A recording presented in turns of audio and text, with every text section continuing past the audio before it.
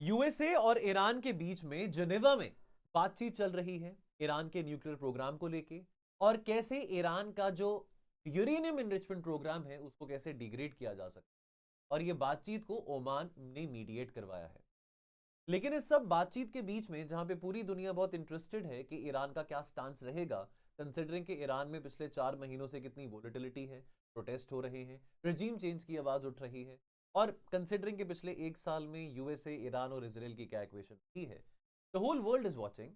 But the Gulf region at this point, the West Asian region at this point, also very keenly and closely watching the situation unfolding in the Persian Gulf, because America का जो military pressure बना हुआ है, जो America ने military pressure, naval pressure बनाया हुआ है अराउंड ईरान, वो एक ऐसा कॉन्सिक्वेंस जनरेट कर सकता है which can impact long term peace and stability for the whole Gulf region and the West Asian. इस बात को हम समझेंगे, यहां पे 7 सिनेरियोस की हम पॉसिबिलिटी की डिस्कशन करेंगे।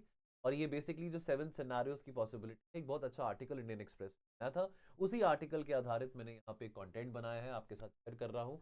7 ऐसे सिनेरियोस की बात करेंगे। लेकिन आगे बढ़ने से पहले आपको ये भी बता दूं कि हमने अपना जो पॉपुलर यूपीएससी का रिविजन प्रोग्राम होता है, रैपिड रिविजन राउंड, का फायदा कितने सारे बच्चों ने 5 सालों में उठाया है, वो हमने लॉन्च कर दिया है। ये कोर्स 2 मार्च से शुरू हो रहा है। 2 और 3 मार्च को मेरी ही आईआर की क्लासेस होंगी। 2 मार्च से लेके 18 मार्च तक जो 15 दिनों का टाइम पीरियड है, यहाँ पे हम यानी कि पूरी स्लीपी क्लासेस की टीम, रिस्पेक्टिव जो फैकल्टीज हैं सब, वो आपके साथ बैठ के एवरी डे 7 to 8 आवर्स बैठ के इंटेंस पढ़ाई करेंगे। और ये जो रैपिड रिविजन राउंड है, एकमात्र ऐसा रिविजन राउंड है जो कि श्योर शॉट आपकी मदद करेगा कि आपके कॉन्सेप्ट्स, आपके करंट अफेयर्स, आपकी फैक्चुअल नॉलेज के जो गैप्स हैं उसको हम एड्रेस करें और प्रीलिम्स को भी क्रैक करें। ऑलराइट, चलिए। तो देखिए, पिछले कुछ हफ्तों में अमेरिकन मिलिट्री ने प्रेशर बिल्ड करा है। डोनाल्ड ट्रंप इसको कहते हैं आर्मडा। एयरक्राफ्ट कैरियर्स हैं, फाइटर एयरक्राफ्ट्स हैं, कॉम्बैट एयरक्राफ्ट्स हैं, जो कि पर्शियन गल्फ के इर्द गिर्द सराउंड कर रहे हैं, रिवॉल्व कर रहे हैं, मैन्यूवर कर रहे हैं। ट्रंप अब तय कर रहे हैं कि क्या वो मिलिट्री एक्शन ईरान के खिलाफ लेने आना चाहेंगे। और शायद हो सकता है कि इस वीकेंड के आसपास हम कुछ रिलीज के इस बात से संबंधित। जून 2025 में जब अमेरिका ने इसराइल के साथ ज्वाइन किया था, आपको याद होगा ऑपरेशन राइजिंग लाइन हुआ था, देन ऑपरेशन मिडनाइट हैमर हुआ था अमेरिका के द्वारा, राइजिंग लाइन इसराइल के द्वारा हुआ था। इन दोनों ऑपरेशंस में इसराइल ने और अमेरिका ने दोनों ने न्यूक्लियर साइट्स को अटैक करा था इन ईरान, क्योंकि apparently international atomic energy agency ने यूएनएससी को कहा था कि ईरान 60% से ज्यादा यूरेनियम एनरिचमेंट कर रहा है। लेकिन इस बार के क्या ऑब्जेक्टिव्स हैं अमेरिका के राष्ट्रपति, बिकॉज ऑलरेडी अभी ईरान और अमेरिका के बीच में जिनेवा में बातचीत चल रही है ईरान के न्यूक्लियर प्रोग्राम को लेके। तो अभी ऑब्जेक्टिव्स क्या हैं, अभी पर्पस क्या होगा डोनाल्ड ट्रंप का अगर वो कोई मिलिट्री असॉल्ट करते हैं ईरान में। और अमेरिका ने सिग्निफिकेंटली अपना मिलिट्री फुटप्रिंट मिडिल ईस्ट में बढ़ाया है। आपको यह भी बता दूं कि ऑलरेडी अमेरिका के बहुत इंपॉर्टेंट एयरफोर्स और नेवल बेसिस मिडिल ईस्ट में है, गल्फ कंट्रीज में है। डिप्लोमेटिक नेगोशिएशंस एक तरफ ईरान के साथ चल रही हैं कि ईरान अपना न्यूक्लियर पोस्चर को कैसे डिक्रीज कर सकता है। लेकिन जो स्टेटमेंट्स आ रही हैं डोनाल्ड ट्रंप के द्वारा, या जो इंडिकेशंस आ रहे हैं, वो ये सजेस्ट करते हैं कि मिलिट्री टॉक्स, डोनाल्ड ट्रंप के पास वो जो ऑप्शन है वो अवेलेबल अभी भी है, अगर किसी कारणवश बातचीत जो है ईरान और अमेरिका के बीच में उस हद तक ना आए जो अमेरिका को फेवरेबल लगे। तो विच मीन, सीधी सी बात है, डोनाल्ड ट्रंप कह रहे हैं कि अगर तुम मेरी बात नहीं मानोगे, मेरे साथ डील नहीं कट करोगे, तो मैं आपके ऊपर अटैक करूंगा। सीधा साधा मिलिट्री प्रेशर है। अब ये क्राइसिस मैटर क्यों करता है? देखो, ईरान ने कहा है कि देखो, ऐसा आप हमको इंटिमिडेट नहीं कर सकते हो, प्रेशराइज नहीं कर सकते, और अगर आप हम पे अटैक करोगे तो रिटालिएशन होगा। और सीधी बात है भैया, ईरान के इर्द गिर्द जो पर्शियन गल्फ में जो अरबिक कंट्रीज हैं, जो गल्फ स्टेट्स हैं, उन सभी कंट्रीज में अमेरिका के इंपॉर्टेंट नेवल और मिलिट्री एसेट्स हैं। तो ईरान कह रहा है कि वो उनके ऊपर ही रिटालिएट करेगा। और ये जो सिचुएशन अभी अनफोल्ड हो रही है, जो कि आने वाले 2-3 दिनों में हमको और सामने स्पष्ट दिखे, इसके स्ट्रेटेजिक इंप्लीकेशंस हैं केवल ईरान और अमेरिका के बीच में, लेकिन ग्लोबल एनर्जी सिक्योरिटी के लिए, रीजनल स्टेबिलिटी के लिए एंड मेजर पावर कॉन्टेस्टेशन के लिए। और इसका इंपैक्ट सिर्फ वेस्ट एशिया तक सीमित नहीं होगा, बट इसका impact all the way, India की बात करें, यूरोप की बात करें, वहां तक भी इसका इंपैक्ट देखने को मिलेगा, बिकॉज यहाँ पे जियो पॉलिटिक्स के साथ जियो इकोनॉमिक्स भी। देखिए, why the US Iran tension persist. देखिए, ईरान का जो रीजनल डॉक्ट्रीन है वो क्या है कि भैया वो एसिमेट्रिक वॉरफेयर पे निर्भर करता है। सिमेट्रिक वॉरफेयर में ईरान का कोई चांस नहीं है कि वो अमेरिका को हरा सके। और एसिमेट्रिक वॉरफेयर में जो ईरान के प्रॉक्सी ग्रुप्स हैं, हूथीज हो, हिजबुल्ला हो, इराक से लेके यमन तक जो उसके प्रॉक्सी ग्रुप्स हैं, उन्हीं को ज्यादा वो शय दे रहा है। अमेरिका ईरान के बैलिस्टिक मिसाइल प्रोग्राम को इस तरीके से देखता है कि भैया ईरान न्यूक्लियर एनरिचमेंट कर रहा है और ईरान अपनी न्यूक्लियर एनरिचमेंट कैपेसिटी को बढ़ाते हुए एक एग्जिस्टेंशियल क्राइसिस रखता है towards Israel, towards the Gulf region and also perhaps not towards America but particularly towards the Arabic world. और जेसीपोआ ये अक्टूबर 2025 में जो जेसीपोआ डील थी, इसका जो 10 ईयर पीरियड था जो कि 2015 में शुरू हुआ था बैरक ओबामा के टाइम पे, वो खत्म हो चुका है। There is no deal at the moment between Iran and America. और नई डील की जो बातचीत है वो भी चल रही है, जिनेवा में बातचीत चल रही है। ईरान का जो आईआरजीसी की बात करें, इरानियन रेवोल्यूशनरी गार्ड कॉर्प्स, उन्होंने अपना पॉलिटिकल और इकोनॉमिक रोल काफी एक्सपैंड करा है। एंड गल्फ जो गल्फ स्टेट्स हैं, they are also strategically very much dependent upon the American security guarantee. Also as you all know that America के बहुत इंपॉर्टेंट नेवल और मिलिट्री एसेट्स हैं इन द गल्फ रीजन।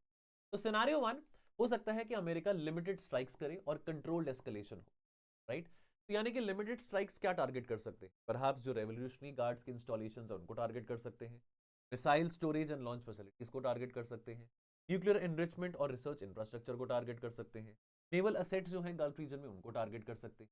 और M क्या होगा कि ईरान की कैपेबिलिटी को आहिस्ता आहिस्ता डिग्रेड करना, डेटरेंस के प्रिंसिपल को रिस्टोर करना बिना फुल स्केल वॉर लड़े, ये अमेरिका का ऑब्जेक्टिव हो सकता है। पॉलिटिकल फॉलोआउट इनसाइड ईरान, तो इसके दो पॉसिबिलिटीज हैं।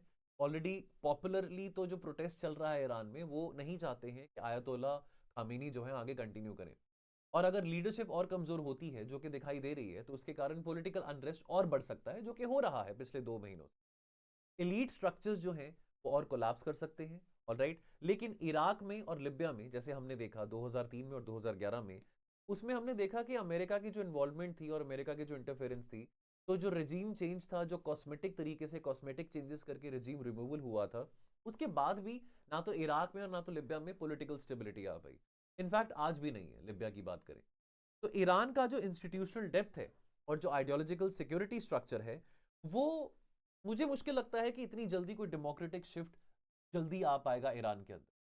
सिनेरियो 2, रेजीम सर्वाइव्स, आयतोला खमेनी की रेजीम विल सर्वाइव, लेकिन अपनी अपनी आइडियोलॉजी में, अपनी स्ट्रैटेजी में मेजर एडजस्टमेंट करना पड़े। बात को भी हम थोड़ा सा इन्वेस्टिगेट करते हैं। प्रेशर इंड्यूस्ड मॉडरेशन मॉडल, तो ईरान हो सकता है प्रॉक्सीज को अपना सपोर्ट कम कर दे।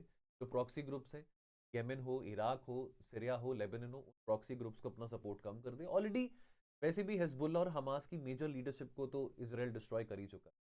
और अभी obviously Israel is very much after the Houthi rebels in Yemen. Slow missile expansion, हो सकता है कि ईरान अपने high level uranium enrichment program को भी थोड़ा डीएस्केलेट कर दे, फ्रीज कर दे for the moment. And also selective domestic repression, pressure में आके हो सकता है कि ईरान पॉलिटिकल अनरेस्ट को इतने ऑप्रेसिव तरीके से ना रोके। And deep reform, why deep reform is very unlikely. Supreme leader Ayatollah Ali Khomeini, उन्होंने सेंट्रलाइज्ड आइडियोलॉजिकल कंट्रोल बना के रखा है for more than 4 decades now. Revolutionary Guards, they have economic stakes in maintaining the current structure. Political system design ऐसा किया गया है कि वो एक्सटर्नल प्रेशर्स को ऑब्जॉर्ब कर सकता है, रादर दैन के एक्सटर्नल प्रेशर के कारण कोई रिफॉर्म इंड्यूस किया। Scenario 3, collapse followed by the military rule, को भी इन्वेस्टिगेट करते हैं। So the rise of security state governance, अगर तो प्रोटेस्ट फिर से रीसर्फेस करते हैं लेकिन सिविलियन ऑपोजिशन लैक करता है कोऑर्डिनेशन, तो क्या हो सकता है। तो जो आईआरजीसी है, they will again formally assume executive control. Nothing new for the IRGC, पहले भी हो चुका है जब 1979 में इरानियन रेवोल्यूशन। ईरान को transition into a very overtly military led governance model, जो कि 1979 से 85 के बीच में देखा गया था। सिविल लिबर्टीज को और ज्यादा रिस्ट्रिक्ट किया जाएगा। एंड जो पोस्ट द रेवोल्यूशन, अगर अभी फिर से रेवोल्यूशन ईरान में होती है, तो उसके बाद जो रिजीम आएगी, that would obviously consolidate under the IRGC. तो देयरफॉर आईआरजीसी का जो सिग्निफिकेंट रोल है in terms of security state governance, वो तो रहने ही वाला है, चाहे कुछ भी कर लो ईरान में, चाहे आज कोई लड़ाई होती है या कॉस्मेटिक चेंजेस के कारण रिजीम चेंज करने का करता है, आप आईआरजीसी को नहीं हटा सकते हो, आईआरजीसी की रेलेवेंस रहने वाली है। Scenario 4, Iranian retaliation against America and America के allies, Bahrain, Qatar, Saudi Arabia, इनके टुवर्ड्स ईरान अटैक कर सकता है। ऑलरेडी 2023 में चाइना ने बहुत ही मुश्किल से एक डिप्लोमेटिक डील ईरान और सऊदी के बीच में स्टिच करवाई थी। दैट कुड अगेन उस जो जितनी मेहनत उस डील पे लगी थी दैट कुड वॉश आउट अगर यहाँ पे अमेरिका कुछ स्ट्रेटेजिक एक्शन लेता है ईरान अगेंस्ट ईरान। तो डायरेक्ट मिलिट्री रिटालिएशन की बात हो तो ईरान के पास क्या है, ईरान के पास बैलिस्टिक मिसाइल्स हैं विद रीजनल रीच। देन उसके बाद ईरान के पास ड्रोन स्टॉर्मिंग कैपेबिलिटीज हैं। ईरान के पास प्रॉक्सी नेटवर्क्स हैं जो इराक से लेके यमन तक बैठे हुए हैं। पोटेंशियल टारगेट्स ईरान के क्या होंगे, जो अमेरिकन बेसेस हैं बहरीन में या कतर में, या जो इसराइल के स्ट्रेटेजिक इंस्टॉलेशन हैं within the Gulf region, या गल्फ का जो इंपॉर्टेंट इंफ्रास्ट्रक्चर है। और इसी कारणवश गल्फ स्टेट्स को अभी थोड़ी घबराहट है, एंग्जाइटी है। गल्फ स्टेट्स को इस बात का डर है कि वो रिटालिएटरी टारगेट्स बन सकते हैं। देन जो एनर्जी इंफ्रास्ट्रक्चर वल्नरेबिलिटी है वो और बढ़ सकती है। Missile defence systems they are also facing stress test and therefore regional polarisation और डीपन। वेरी इंपॉर्टेंटली ये सबसे ज्यादा इंपॉर्टेंट सिनेरियो है अगर स्टेट ऑफ हॉर्मूज में डिस्ट्रप्शन आता है या स्टेट ऑफ हॉर्मूज को ईरान कहता है कि मैं बंद करने वाला। रिमेंबर लास्ट ईयर 2025 में ऑपरेशन राइजिंग लायन या ऑपरेशन मिडनाइट हैमर भी जब हुआ था तब भी ईरान ने कहा था कि स्टेट ऑफ हॉर्मूज जो है क्लोज कर सकता हूं, जो कि बहुत इंपॉर्टेंट मैरिटाइम चोक पॉइंट है इंडियन ओशन में। ना 20% जो दुनिया का ऑयल और गैस का जो फ्लो है, जो ट्रेड है, वो स्टेट ऑफ हॉर्मूज से पास करता है। ईरान डिप्लॉय कर सकता है नेवल माइंस, इसके चलते अगर नेवल माइंस को सबमरीन टच करेंगे तो सबमरीन ठा हो जाएंगी। फास्ट अटैक बोट्स या ड्रोन सर्वेलेंस, ऑलराइट। इसके कारणवश जो ग्लोबल मर्चेंट शिपिंग है उनका इंश्योरेंस प्रीमियम है वो ज्यादा बढ़ेगा। End of course oil prices would also spike globally across the world. Iran के खुद के जो ऑयल एक्सपोर्ट्स हैं वो डिपेंड करते हैं स्टेट ऑफ हॉर्मूज पे, और अगर ज्यादा लंबे समय के लिए स्टेट ऑफ हॉर्मूज को बंद रखेंगे तो ईरान के खुद के रेवेन्यू भी डैमेज होंगे, ईरान खुद भी काफी नुकसान झेले। एंड देयरफॉर हो सकता है कि ईरान के इस एक्शन का रिस्पॉन्स ये हो कि एक मल्टीनेशनल नेवल कोलिशन बने जो कि ईरान के इस कदम को रोकने के लिए और स्टेट ऑफ हॉर्मूज की स्ट्रेटेजिक रेलेवेंस को कैप्चर करने के लिए ये multinational naval coalition would retaliate against Iran's operation. Then scenario 6, naval clash and escalation would spiral. Now Iran का एसिमेट्रिकल नेवल डॉक्ट्रिन में क्या है, फास्ट बोट्स है, कोऑर्डिनेटेड ड्रोन स्ट्राइक्स हैं and simultaneously targeting of large naval vessels हैं। इस asymmetric naval doctrine को थोड़ा और डिटेल से समझ तो देखो, जो सर्वेलेंस ड्रोन्स हैं वो क्या करते हैं, वो एक टारगेट वेसल को ट्रैक करते हैं। Then dozens of small fast boats वो बहुत हाई स्पीड पे अप्रोच करते हैं और साइमल्टेनियसली क्या करेंगे, they would launch anti ship missiles, rocket fire या एक्सप्लोसिव लेडेड ड्रोन्स। अब देखो, गेरल्ड फोर्ड है जो कि एक बहुत बड़ा एयरक्राफ्ट कैरियर है, largest aircraft carrier of the world is Gerald Ford. अब इतने बड़े एयरक्राफ्ट कैरियर को ईरान डायरेक्टली तो नहीं मतलब डुबा सकता, लेकिन ईरान क्या कर सकता है। अब देखो, ये जो फास्ट बोट्स की बात हो या सर्वेलेंस ड्रोन्स का इस्तेमाल करने की बात हो, यहाँ पे गोल इज नॉट कि प्रिसिजन टारगेटिंग करना है, वो गोल नहीं होता। गोल ये होता है कि ओवरवेलमिंगली अपना डिफेंसेस ऐसे बढ़ाने हैं कि इतने सारे आप लगातार ड्रोन्स के जरिए अटैक करते रहो अपने एनिमी के ऊपर, जिसके कारण जो आपका एनिमी टारगेट है वो रिटालिएट बैक ना कर सके। पूरी तरह से आप इतने बड़े एयरक्राफ्ट कैरियर को तो डुबा नहीं पाओगे, लेकिन आप ओवरवेलमिंगली अपना रिस्पॉन्स बढ़ा सकते हो ताकि जो आपका एनिमी टारगेट है, यानी कि अमेरिका का गेरल्ड फोर्ड एयरक्राफ्ट कैरियर की भी बात करें, वो इतना इनकमिंग मिसाइल अटैक्स को सह ना सके। तो अगर छोटा सा भी डैमेज होता है अमेरिकन वॉरशिप्स को, that will escalate the conflict dramatically. A sunk destroyer would force overwhelming retaliation. और जो कैरियर स्ट्राइक ग्रुप्स हैं वो स्ट्रेटेजिक सिंबल्स हैं, किसी भी एक कैरियर स्ट्राइक ग्रुप को डैमेज करना ईरान के द्वारा तो बहुत साइकोलॉजिकली एक बहुत बड़ी हार हो सकती है अमेरिका के लिए। तो इसी कारणवश अमेरिका के जो नेवल ऑफिसर्स हैं उनको भी इस बात का डर है, रिस्क है कि हमारे पास स्ट्रेंथ है, हमारे पास माइट है, उतना स्ट्रेंथ और माइट ईरान के पास नहीं है। बट अगर ईरान हम पे अटैक करता है using swarm drones and using asymmetrical naval warfare, और उसके कारणवश हमारा एक भी बहुत बड़ा जहाज अगर डूब जाता है तो बहुत भारी बेइज्जती होगी। चलो अमेरिका रिटालिएट तो कर ही देगा, लड़ाई तो हो ही जाएगी, चलो विश्व युद्ध 3 भी हो, लेकिन अमेरिका के लिए बहुत भारी बेइज्जती हो। And then last scenario, regime collapse and fragmentation. देखिए, अगर लीडरशिप कोलैप्स करती है बिना स्ट्रक्चर्ड ट्रांजिशन के तो देन इंटरनल कॉन्फ्लिक्ट हो सकता है। एंड विद इन ईरान जो एथनिक फॉल्ट लाइंस है वो और डीपन हो सकती है, because within Iran you have Kurdish regions, you have Baluchi areas, and you also have Azerbaijani population. So armed militants from each ethnic groups, they would want to seek their territorial autonomy and they would want to expand their territorial autonomy. Iran की जो आबादी है is approximately 93 million, which makes instability very very destabilizing for the whole region. I'm talking about the whole Gulf region. And refugees, they would flow into Turkey, Iraq, Gulf states, जो कि लोग asylum seekers होंगे जो भागेंगे Iran से after this chaos. Proxy groups वो autonomously operate करेंगे, चाहे वो हिजबुल्ला है चाहे वो Houthi. Israel Hezbollah tensions intensify करेंगे क्योंकि उनके ऊपर जो हाथ था आयतोल्ला खमीनी का वो नहीं रहेगा अगर आयतोल्ला खमीनी ना रहे. रशिया और चाइना अपने रीजनल रोल्स को और रिकैलिब्रेट करेंगे. एंड देयरफॉर इसके कारणवश ये जो बायलेटरल कॉन्फ्लिक्ट अमेरिका और ईरान के बीच में होगा, that would spiral out into West Asian instability. And then regional spillover effects. Energy security सबसे मैसिवली हम देखेंगे कि ऑयल प्राइसेस बहुत वोलेटाइल होती हैं, वो और बढ़ेंगे, जिसके कारण इन्फ्लेशनरी प्रेशर्स ग्लोबली और बढ़ जाएंगे. रशिया बेनिफिट करेगा हायर एनर्जी प्राइसेस से. आपको ये भी बता दूं, अगर ऐसा कुछ होता है तो रशिया को बहुत फायदा होगा, रशिया की बल्ले बल्ले होगी. China would be concerned about the energy flow security. China की बहुत हैवी इन्वेस्टमेंट भी है ईरान में, ऑल्दो चाइना भी बहुत मेजर्ड तरीके से ईरान में इन्वेस्टमेंट कर रहा है. एक एग्रीमेंट तो साइन किया था कि वो $400 बिलियन इन्वेस्ट करेगा, बट यू नो कि चाइना ने इतने आसानी से वहां पे इन्वेस्ट नहीं करना, बिकॉज चाइना को भी पता है it would be very difficult to invest that much money in Iran considering इतनी इंस्टेबिलिटी है ईरान में. लेकिन China would be concerned about the energy flow security and European Union would face supply vulnerability. Because already European Union Russia पे dependent था, Russia से नहीं ले रहा oil and gas. Overall Russia was diversifying its sources for oil and gas. तो अगर Gulf region में instability आती है, नॉट दैट कि European union was buying from Iran, but अगर गल्फ रीजन में इंस्टेबिलिटी आती है तो इसका इंपैक्ट यूरोपियन यूनियन को भी देखने को मिलेगा. इंडिया के लिए भी इंप्लीकेशंस है. इंडिया बहुत सारा क्रूड गल्फ रीजन से मंगाता है. एकदम से इंडिया ये नहीं कहेगा कि मैं वेनेजुएला से मंगा लूं. एंड देयरफॉर प्राइस वोलेटिलिटी अगर आती है तो उसके कारण इंडिया का बजट, इंडिया के खुद के इन्फ्लेशनरी टारगेट जो मैकेनिज्म्स है, हमारा फिस्कल डेफिसिट है, वो सब हिलेगा.